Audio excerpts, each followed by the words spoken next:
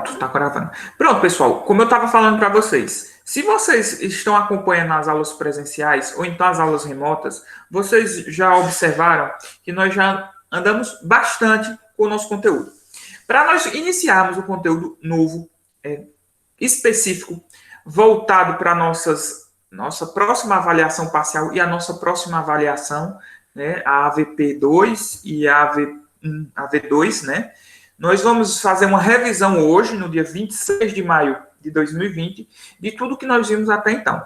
Essa revisão estava no cronograma de vocês em ser uma revisão presencial, porque nós imaginávamos que essa pandemia não iria durar tanto tempo, né? Essa questão de emergência. Porém, durou.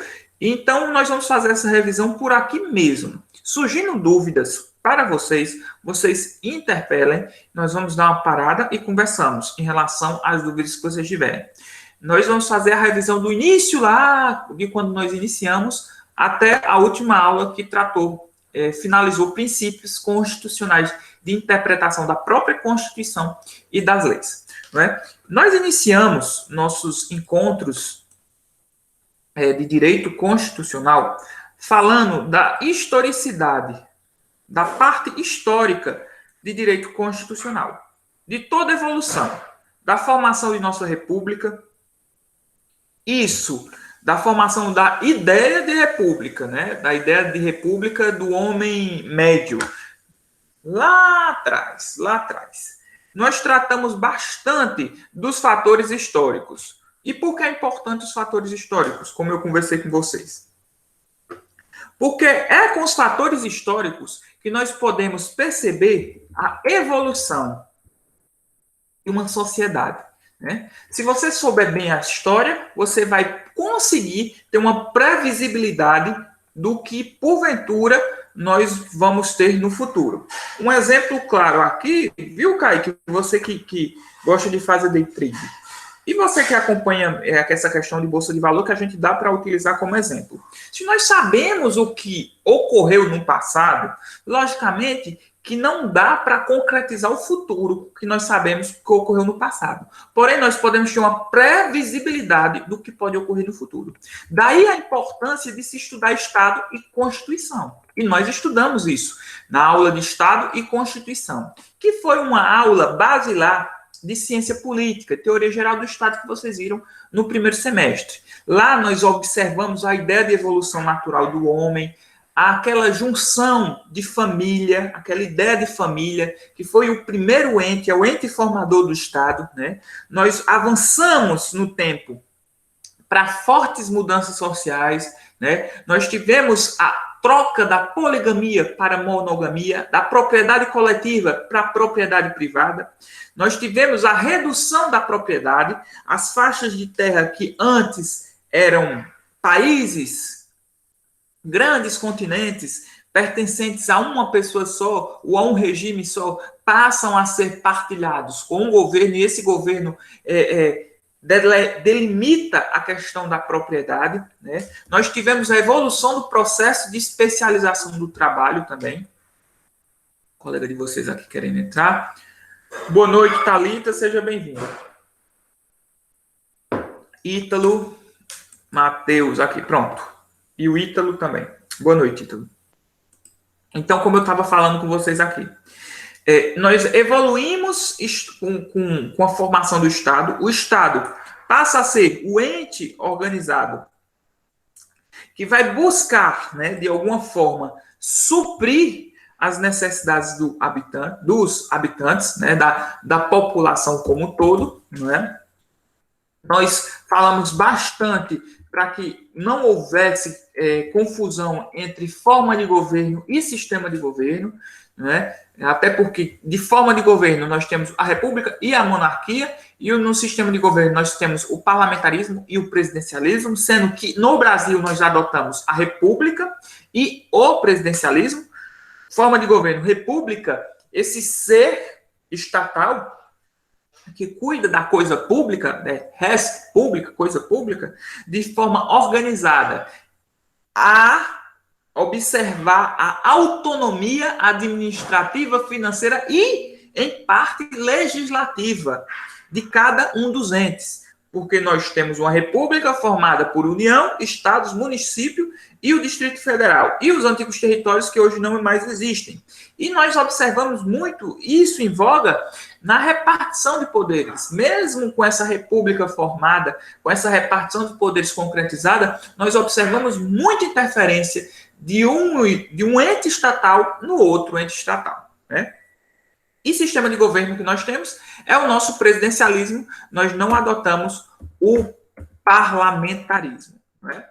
Evoluindo na nossa temática, nós adentramos a falar aprofundamos, na verdade, toda a evolução histórica de direito constitucional. Nós fizemos aquela divisão didática de direito em ramos, não é? O tronco como um todo seria o direito, e a divisão do direito em direito público e direito privado, essa dicotomia, que hoje há, assim, uma similitude, adentrando no outro para que haja uma harmonização, porque muitas vezes, né, em muitos casos concretos, o que é direito privado soa o direito público, principalmente diante da interferência do Estado na iniciativa privada, né? Muitas vezes nós trazemos, por exemplo, o caso do direito consumidor, o caso do direito civil. Muitas vezes a relação de direito civil ou a relação de direito consumidor pode desencadear uma relação de direito público. E aí o Estado é chamado para interferir e resolver a problemática, né? E o principal resolvedor, podemos assim dizer, de resolução dessas problemáticas é o Estado através da jurisdição. E vocês vão ver, eu acredito que no próximo semestre, teoria geral do processo. Quando eu tenho um conflito, né, quando eu encontro conflito na sociedade, eu rapidamente, muitas vezes, né, algumas vezes não, algumas vezes é você se autotutela. Você quer agir para resolver o problema. Porém, diante do Estado Democrático de Direito que nós temos hoje, nós temos que entregar à jurisdição, ao Estado, a obrigação de resolver esse problema. Se alguém está devendo um cheque para mim, uma nota promissória para mim, eu não vou chegar nela e vou dizer, você vai me pagar, me dê isso, tome isso, vou tomar seu carro, vou tomar sua casa. Não. O que é que eu faço? Eu entro num processo de execução específico e eu peço que o juiz reconheça aquele título como válido e determine que a pessoa não me pague. Não pagando, aí vão ver meios de contrições próprias, constrições patrimoniais próprios, para pegar esse patrimônio, para prender patrimônio. Aí vai a penhora online, Bacenjude, Rendajude, vários meios para adquirir o patrimônio daquela pessoa e me entregar, de uma forma ou de outra.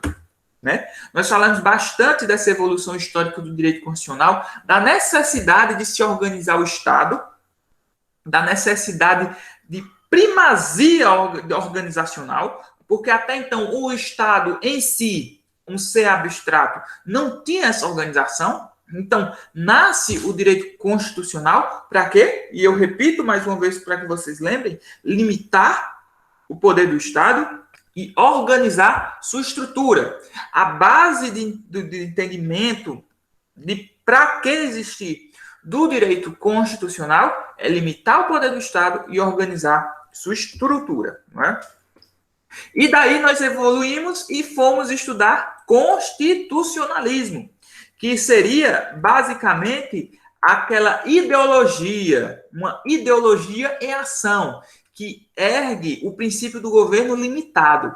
Ora, eu quero organizar o Estado, mas como eu organizo esse Estado? Através de uma Constituição. Então, eu busco, através do constitucionalismo, que é uma ideia em ação, concretizar o direito constitucional. Eu vou evoluir o constitucionalismo, aquela ideia de garantia de direitos, aquela ideia de organização estatal, aquela ideia de limitar o Estado do seu arbítrio, porque até então o Estado tudo podia. O Estado de toda forma agia. Tomava seu patrimônio, tomava seus bens, tomava sua liberdade. Até então funcionava dessa forma. Porém, com a evolução do constitucionalismo, nós temos a ideia de poder constituinte, né? Isso aqui é uma revisão, pessoal. Ninguém vai adentrar em ponto a ponto das temáticas, não. A não ser se essa questão de pandemia acaba antes, né? Nós usamos 1 ou 2 sábados e fazemos uma revisão geral presencial, ok?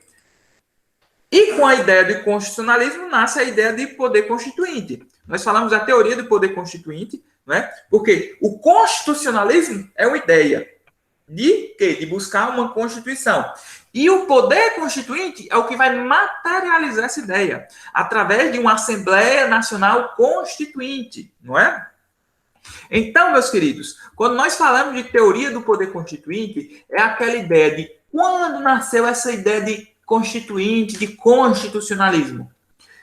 Os doutrinadores observam que essa ideia de constitucionalismo adveio muito antes até do que a própria Bíblia, né? Se remete ao Código de Hammurabi, se remete àquele período anterior a Cristo. Essa ideia de organizar o Estado, né?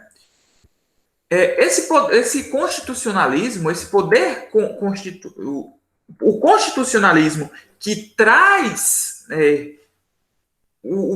imaginem ele como um espectro, como um espírito, esse constitucionalismo que se materializa através do poder constituinte, que mais à frente vai se tornar uma constituição. Esse poder constituinte é o poder em si de constituir uma constituição. Olha, para não ficar uma coisa dúbia na cabeça de vocês, ele é o poder de constituir a Constituição. Ele cria a Constituição, não é? E é um poder que se funda em si mesmo. Ele mesmo encontra justificativa, encontra legitimidade em si, não é?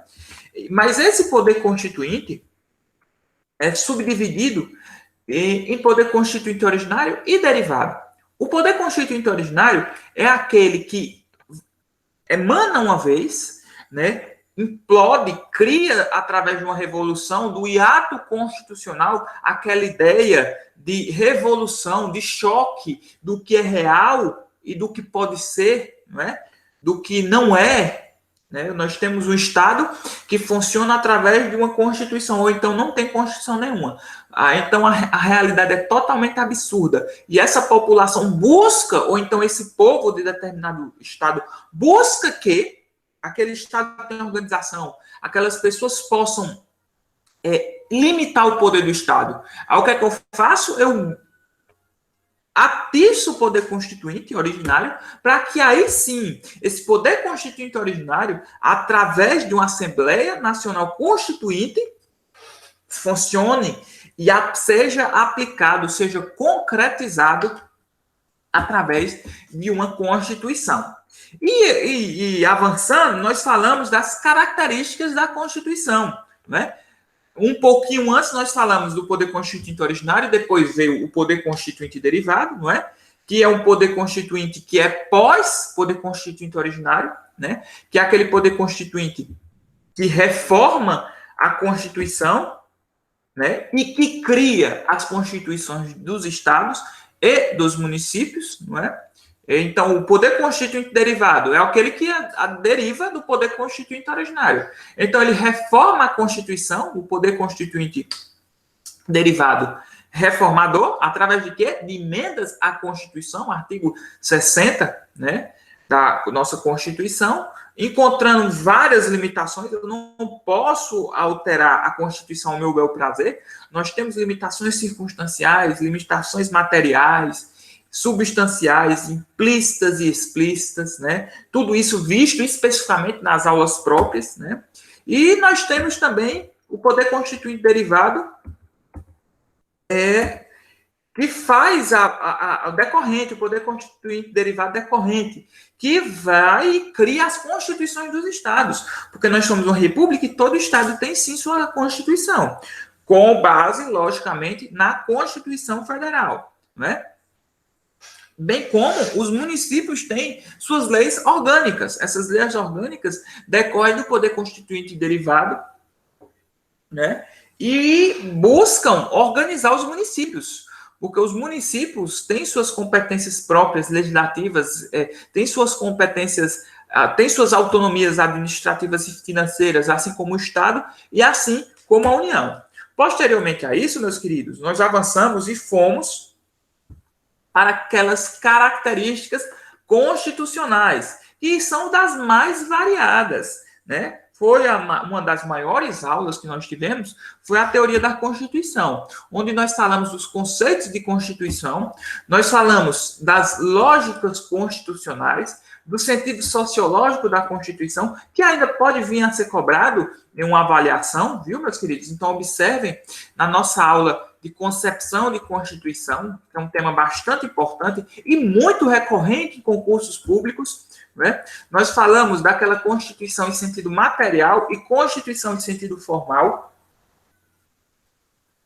onde a Constituição em sentido material é a própria matéria, né? É como eu observo o conteúdo da Constituição, e a Constituição em sentido formal é basicamente a forma como eu construo aquela Constituição, se aquela norma é constitucional, porque a própria Constituição afirma que ela é constitucional, ou seja, nós temos a concepção de Constituição em sentido material e formal. Se estiver na Constituição que determinado conteúdo é constitucional, nós temos a Constituição em sentido material, a matéria dela é constitucional. Já o sentido formal é se a determinadas normas devem ser aprovadas em determinadas formas, seguindo o processo legislativo próprio. Aí nós vamos ter o quê? Umas normas em sentido formal constitucional. Nós evoluímos bastante também e observamos, conversamos, né, sobre que a Constituição é uma norma fundamental e é a norma fundamental de validade para toda e qualquer outra norma infraconstitucional, que falamos lá da pirâmide de Kelsen, onde lá está a Constituição Federal e os tratados internacionais de direitos humanos. Posteriormente, logo abaixo, as emendas constitucionais, as leis complementares, leis ordinárias, medidas provisórias e tratados, tratados esses que não são de direitos humanos e aprovados com coro de emenda à Constituição, os decretos e as portarias das resoluções. Sendo que, acima da Constituição, nós teríamos algo abstrato, algo que não foi concretizado, que seria uma norma fundamental. A questão de dignidade da pessoa humana, a questão de essência espiritual, de respeito aos valores fundamentais daquele determinado Estado, né? Nós falamos da Constituição quanto à origem, nós falamos da Constituição quanto à estabilidade, quanto à sua forma, quanto ao seu modo de elaboração, quanto à sua extensão, né? Aquela Constituição que é analítica, né? Que trata de ponto por ponto, de aspecto por aspecto, e aquela Constituição que é sintética, não, que é mais objetiva, diz o que tem para dizer e pronto, né? Nós falamos mais uma vez sobre o conteúdo da Constituição, a sua finalidade, a sua interpretação, a sua ideologia e correspondência com a realidade, porque muitas vezes eu posso ter um texto constitucional em que fala diversas coisas que devam ser positivadas, mas quando eu vou fazer a análise circunstancial, a análise da norma propriamente dita, ela não tem nada a ver com o que está lá escrito. Então, aquela Constituição passa a ser uma mera folha de papel, que não é correspondente com a realidade, com o que está lá escrito, né? Nós falamos da questão ideológica da Constituição. Hoje, a nossa Constituição, ideologicamente, é uma Constituição eclética, heterogênea, hétero de diferentes, não é uma Constituição homogênea, ortodoxa, não. Nossa Constituição abarca todo e todos os pensamentos, todas as crenças, contanto que respeite a dignidade da pessoa humana, respeite o próximo, respeite as garantias individuais e coletivas, né? Nós tratamos idoso, criança, mulher, família, tudo nossa Constituição trata. Então, é uma Constituição bastante eclética, né? Nós tratamos também sobre o local de decretação, que foi um plus a mais que eu trouxe para vocês, sobre a Constituição ser promulgada ou não no local de origem, né? Porque pode ser que uma Constituição seja promulgada no local fora. Por exemplo, é a homoconstituição, feita 100% no estado que ela vai ser aplicada. É o caso da nossa Constituição, que é uma homoconstituição ou autoconstituição. Diferente da heterocomposição ou heteroconstituição, que é aquela Constituição que é feita em outro país para ser aplicada naquele país e que aquele outro país está fazendo. Por exemplo, é a Constituição da Nova Zelândia, do Canadá, da Austrália. Todas essas constituições, adivinham, né, vieram do parlamento britânico. Por quê? Porque todos esses países eram colônias, né, adquiriram a sua essência da própria Inglaterra. Né? Então, essas constituições foram feitas fora. Né? E deixei lá um quadrinho para vocês no slide das aulas, no mapa de aula de classificação constitucional, né, onde tratamos de todas as classificações, está lá bem sintético, bem tranquilo, né? Posteriormente a isso, nós falamos de todo o histórico das constituições. E nossa aula de sexta-feira, vocês assistiram, dando um parênteses aqui, vocês assistiram o documentário que eu deixei lá no portal do aluno? Alguém aí diga, assisti, professor. Ou ninguém, só Lidiane?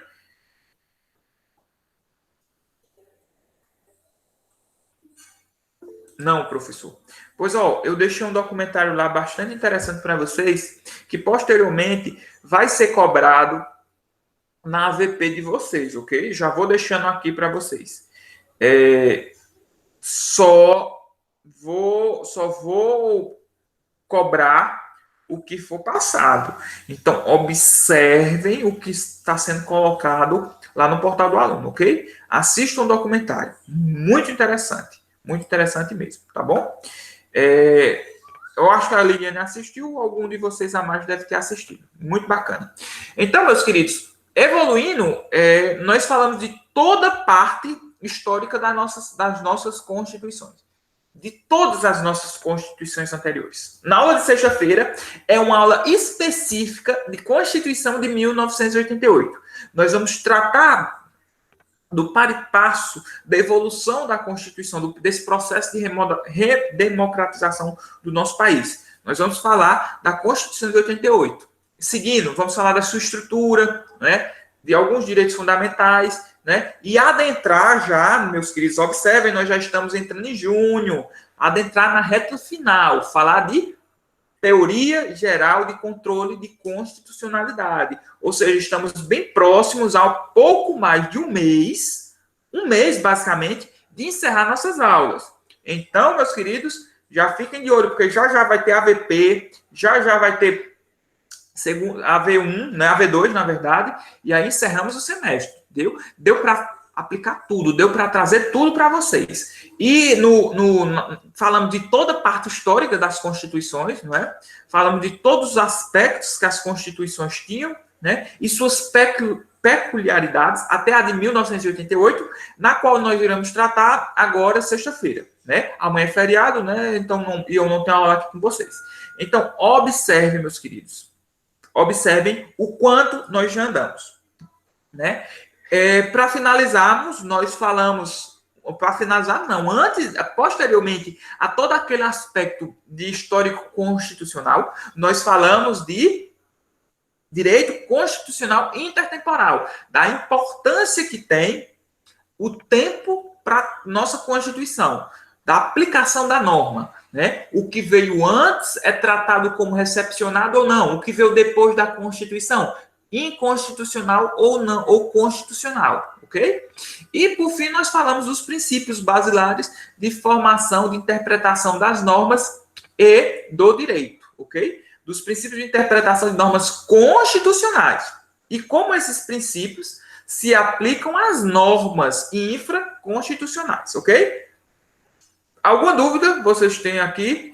Deu para revisar tudo, deu para nós fazermos como eu costumo dizer, nós fizemos uma revisão panorâmica, por cima, como se o avião estivesse voando e visualizando baixo, o avião voando baixo e visualizando as coisas. Está tudo no portal do aluno. Esse nosso encontro de hoje já vai também estar disponibilizado lá para vocês, ok? Alguma dúvida? Vocês querem conversar algo pertinente à aula? Tirar alguma dúvida em relação à AVP? Como é que vai ser? Vai ser muito parecido com o que foi a passada, não é?